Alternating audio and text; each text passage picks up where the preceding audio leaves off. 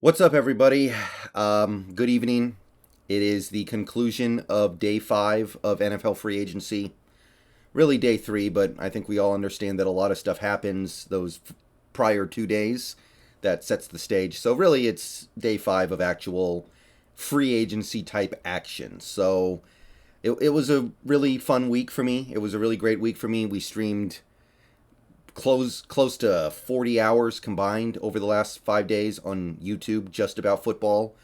And I picked up a lot of subscribers. I picked up a lot of new viewers. There were a lot of generous people who donated. There were a lot of new members, a lot of new eyes on the channel, and that was really cool. May very likely to do it again next year when free agency opens. But I just want to say thank you to everybody for helping make that successful, coming out, watching the stream, commenting on the stream, talking about stuff, helping me out with some stuff. Mass Temple making all the thumbnails basically on the fly. Mass Temple's awesome. All the people who donated, a lot of cool stuff there. So I want to basically round things out with where we stand as of right now. So obviously we made a couple of moves today, but there wasn't a whole lot of action. However, there is some reason to believe that there will be some pretty significant action this weekend. And it's kind of unfortunate this didn't happen today. So if it had happened today, we could have reacted on stream. But today was just Quentin Jefferson and a couple of defensive line cuts. But we do have something on the hook here. Corbin Smith has this tweet. If I had to make a projection based on what I've heard, there's a good chance Seahawks will re-sign Rashad Penny and add Trent Brown this weekend. So by all accounts that I've seen, Trent Brown has now met with the Seahawks twice. Would be kind of odd if he met with the Seahawks twice and didn't end up signing. I think the hang-up is he wants a really long-term deal, and I don't think he's getting that long-term deal because he has issues staying healthy. Apparently, he might go check out the Raiders, but I believe the last time Trent Brown played for the Raiders, because he did play for the Raiders for a little bit, it didn't go well. I know they have Josh McDaniels now, and that's probably exciting to him because he was a Patriot with Josh McDaniels. But to me, it seems like we are in the catbird seat to sign him, and it seems to me that we will probably be able to get him for a 3-year deal at most, but quite possibly 2, and I've even heard 1 year, just because of some of the baggage he carries.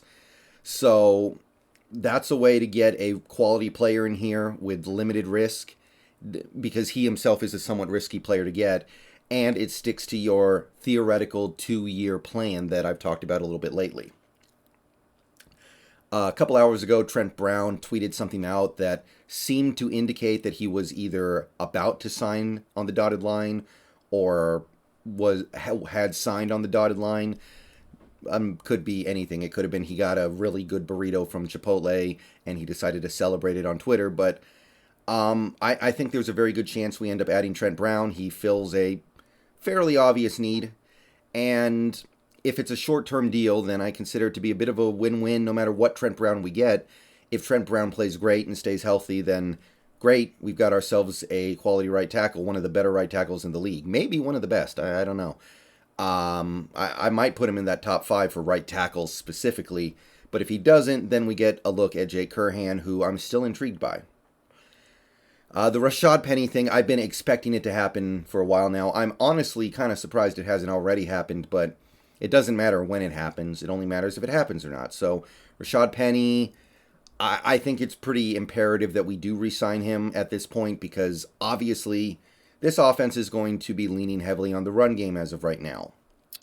And Rashad Penny is somebody who played dominant football over the last 6 games. You're not going to have to give him big money. You're seeing a lot of running. If you look around free agency right now, running backs are not really getting paid. Leonard Fournette is still waiting for a contract, and he actually tweeted something out about how it's going to take a while for me to get what I want, but I believe I'm going to get it. The running backs, Marlon Mack, I've heard nothing about Marlon Mack so far. So you're not really seeing those guys get a lot of interest. So Rashad Penny is probably not getting a whole lot of interest himself. So I do expect to see him back. And those would be 2 very significant signings that, if we decide to make it over the weekend, would help round out this roster in a way that I think would make some people feel better. But that's just what could be coming. We don't know yet.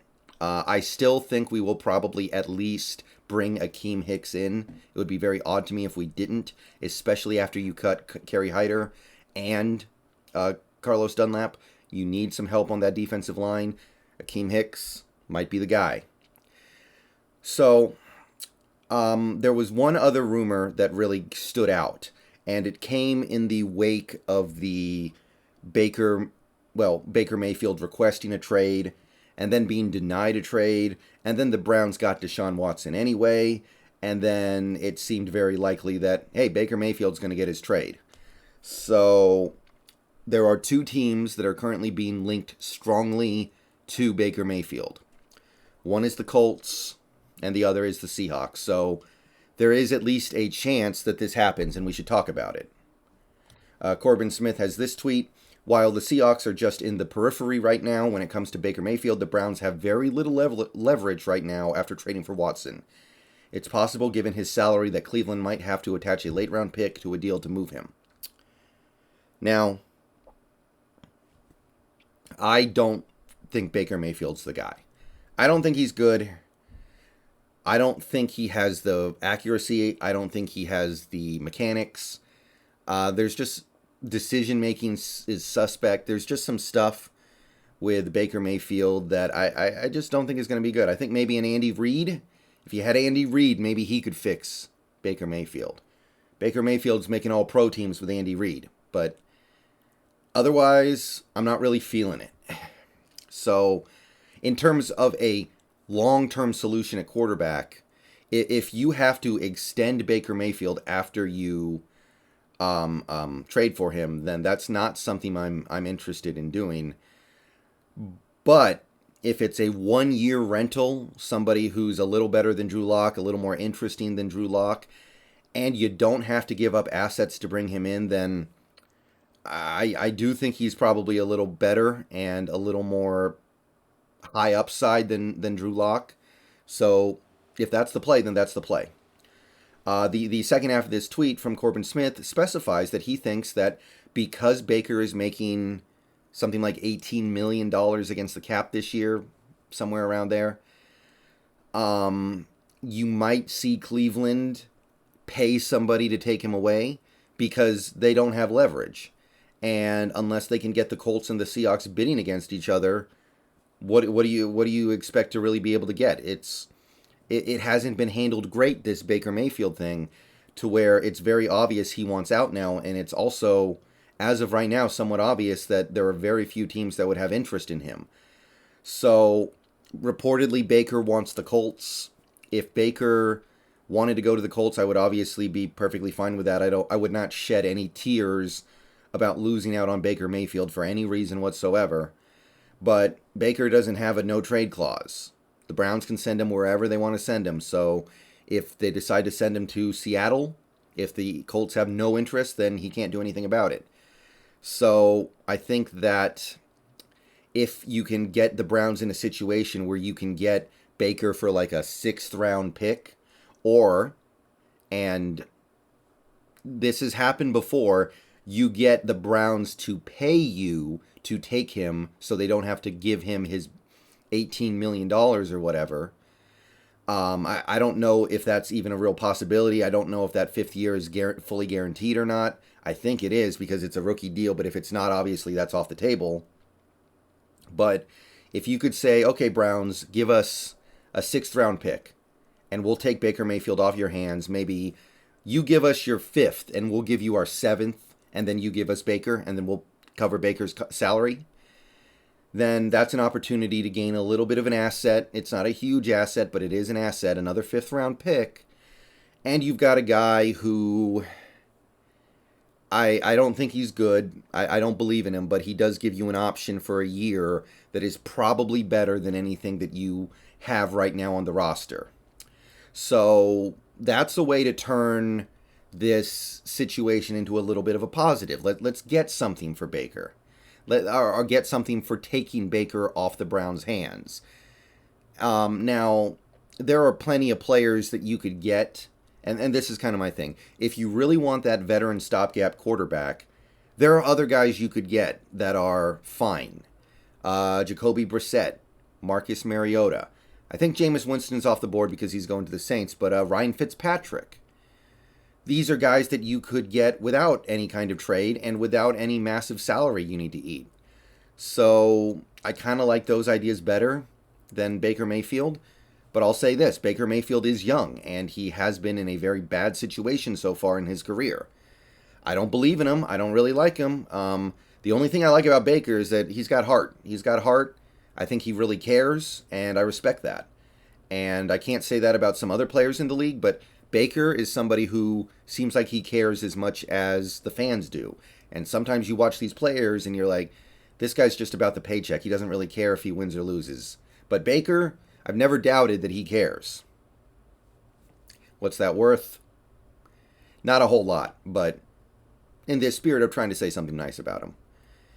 And then you also have the possibility, although this is becoming less likely by the day, that maybe you could get the Lions to pay you a lot more to take Jared Goff off their hands.